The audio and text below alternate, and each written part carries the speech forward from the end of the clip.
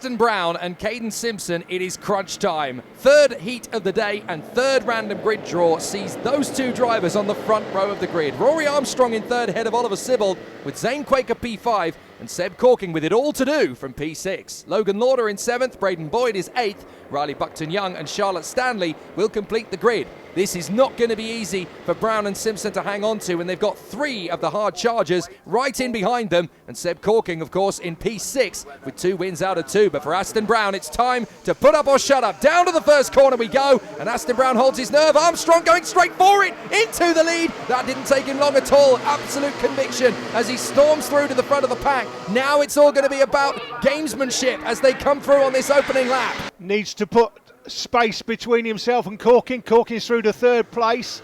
He needs Aston Brown to hold him up for just a little while to give himself a chance to get away, but Corking's already through down the inside through to second place.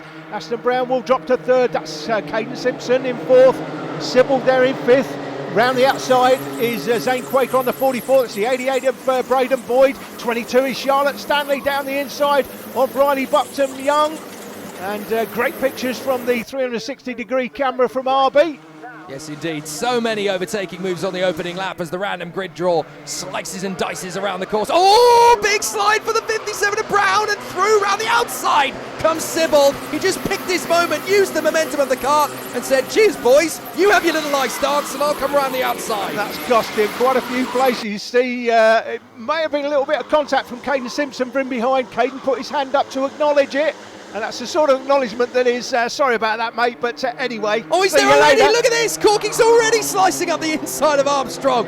No waiting around at all. Armstrong doing everything he can to hang on to him, but Corking already slicing through. He's just got so much confidence in the kart in this place. Look at the difference in the steering wheel. Just in that little bit of action we saw there. Going round the left-hander, you saw that Rory Armstrong is, look, he's soaring away on the steering. See what he's doing?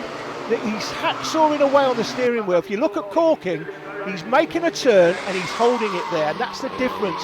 Really smooth driving from Sebastian Corking, who is, by the way, Jake, supported by the... Oh, contact! That's Boyd. Boyd's gone around and 2 other karts in there with them. So that is a big problem, and at least one of the front fairings has gone. We're going to try and run with it from on board Riley Buckton-Young. That's Charlotte Stanley in front of us, overtaking move up the road. Now that is going to be... That's the 88 of Boyd. And seems to was it Quaker? Slide. I think it was Quaker that went with him. Oh, well, that's Boyd that spun around. Oh, it's the 72. Charlotte Stanley, that's a massive impact on her rear. And that will have caused and has caused a huge problem with her rear axle. Yep, Caden Simpson's severely gone. Bent, and she's going to struggle to get that kart repaired. Oh, dear. That's her Boyd who's carried on. This is the race for the lead. Back with the leaders will be, well, there was a yellow flag there. The yellow flags now, the karts are off track, will have been brought in. Yeah, so that's Boyd eliminated, Simpson eliminated, and Stanley eliminated. Now, Boyd's I'm not sure. Boyd's still running. Oh, Boyd is still running, but I thought he'd lost his front fairing, or was that No, Simpson? I think that's Simpson's lost his front fairing. Boyd's still running, got going again, but he's well down the field. This is really, at the moment, the only battle probably on the track for the win, and Armstrong's got to try and hold on to him. That's Sibbald there, third place. Well, you say that, but Quaker's having another look That's at Logan true. Lauder, Yeah, so yeah. we might still have some action in this one, especially if we know Zane Quaker the way we do. He's never going to back down from a fight. Through they come in the S's. Armstrong getting closer, Jake. Yes, he is. He's not letting Corking get away with this one, and I wonder if just that little moment off the racing line, it maybe has unsettled Corking a little bit, because Armstrong has now thought, right, well, he needs to back off here a little bit so I can really start to make a push. Meanwhile, you've got Lauder checking over his shoulder a little bit. He's unnerved, he's unsettled by Quaker, so Quaker needs to take advantage of this. He's so high on the outside, but he carries more speed. Now he needs to channel that with grip. It's going to be so difficult to try and get one over on Logan Lauder, who's positioning the kart very well indeed, actually. So Quaker is not going to find this one easy to make the overtake. There's not a lot to choose between them in terms of raw speed and pace, and certainly their positioning in the apexes, their grip in the bends, they're maximising every chance they've got.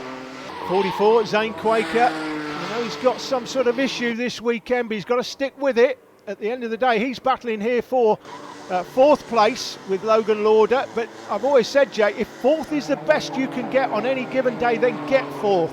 Don't allow the red mist to descend because you're unhappy with the performance of the engine or the setup of the kart, and turn 4th or 5th into 10th place because you allow the red mist to get into your head and it affects your performance. If 4th is the best you can get 4th, and then move on to the next race and the next weekend. That's very true. Just because things aren't going according to plan here, that doesn't mean that next time out he won't be the guy at the top of the podium. You've got to keep every single race to a calm and controlled demeanour. You've got to be very, very strong. Long season, lots of points to be had.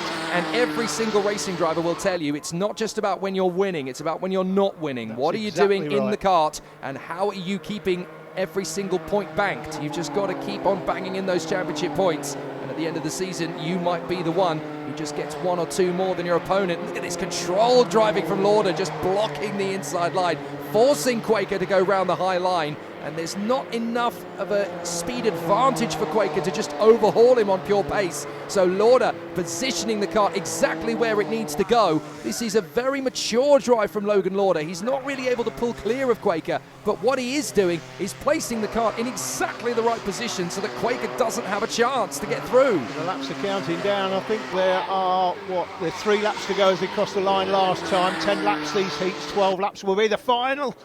Quaker had a look up the inside, but nothing more. Needs to get past. This is costing him. He's not going to get any better than 4th in this race now. He's far too far behind. But Corking, Armstrong, Sibbald, that's the way the first 2 heats finished. That's the way this heat looks like it's going to finish.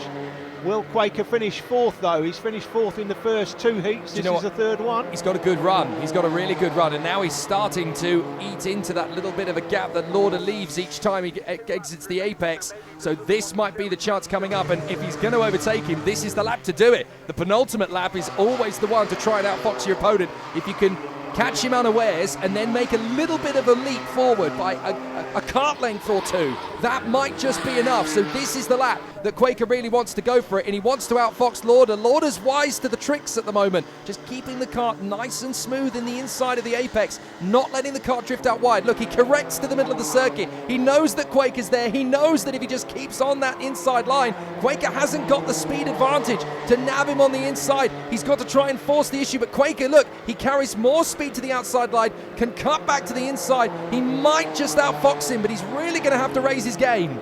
A lap and change to go. Corking setting consistently fastest laps as the laps count down. That is the starter holding the last lap board, and if Quaker's going to get it done, he's going to have to get it done on the last lap. That was Armstrong going through with Sibbald in the black and yellow suit. That is the race leader. Corking though, supported by Hunter Motorsport this year from Warden Law. That is a great support to have. Expect to see him racing out with you doing live commentary out in Europe, Jake, with the European and world level. I'm expecting Hunter Motorsport to take this young man out to Europe and support him in his endeavours out there moving forward. Certainly looks like a good talent for the future, doesn't he? Checkered flag, 3 from 3 ahead of Rory Armstrong and Oliver Sibbald. Who's going to get that 4th place? Will it be Lauder or will it be Quaker? It is Quaker! He's absolutely launched it up the inside, nearly side by side at the line, saving his best for last. Zane Quaker punches in a move to get into 4th position as we watch Riley Buxton Young come through in front of the 57 of Aston Brown, and there's the 88 who did get going again, Braden Boyd. Fabulous race. Unfortunate that we lost Caden Simpson and Charlotte Stanley from that one. Hopefully they'll be able to get ready for the final, but it's hard to overlook Sebastian Corking as the man on top. The final approaches.